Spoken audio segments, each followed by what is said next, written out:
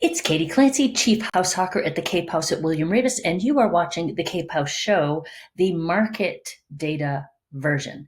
So once a month, we go through the market data for Dennis and Yarmouth and give you some of the details, a little bit of our interpretation, and some predictions on what we think is going to happen. So without any further ado, let's get started.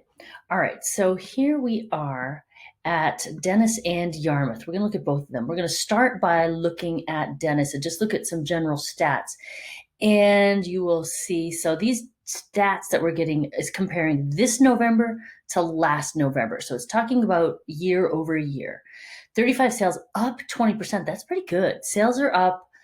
Median sale price is up. Inventory is down. Those three are all signs that are pointing in favor of sellers. Days on market is up. Not as good for sellers, but months of supply is down. Good for sellers. And the median price per square foot, yeah, it's not a great stat. I don't like to measure too much on that. Let me get my face out of the way here. So we've got 71% of the properties are selling within 90 days, and 80% are selling over 95% of list price.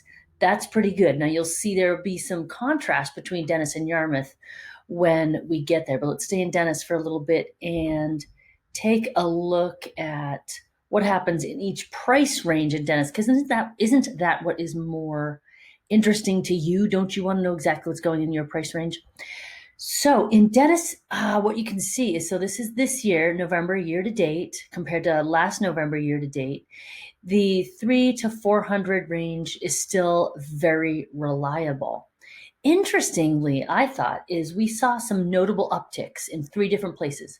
One is the 4 to 450, which used to be much quieter than it was this past year.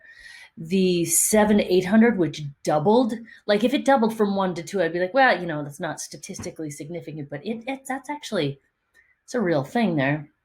And then I'm personally excited that the 1.5 to 2 million has done so much better because we actually have a listing over on Corporation Road, which is in that zone. So I'm glad to see more luxury buyers in Dennis this past year. Keep them coming.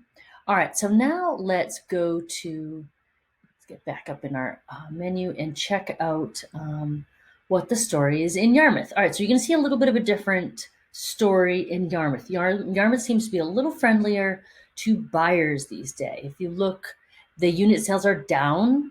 The median sale price is down. Inventory is down, which is better for sellers than buyers. Days on market is up. That's better for buyers. Months of supply is down. Not as good for buyers. That's in the favor of the sellers.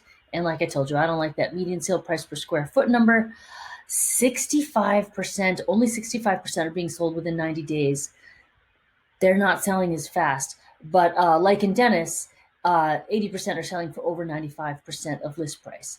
So let's drill down to price range reports and see what's really going on here. And again, get my face out of the way. All right. So if we look at overall, all units, just the average is down, not average, but the total is down by over 10%. But look over here, we still see an uptick. So the 350 to 400, I am saying, is sort of an emerging strength for both Dennis and Yarmouth. And the general distribution of sales is very similar. Of price, at price point is very similar as it was last year in Yarmouth.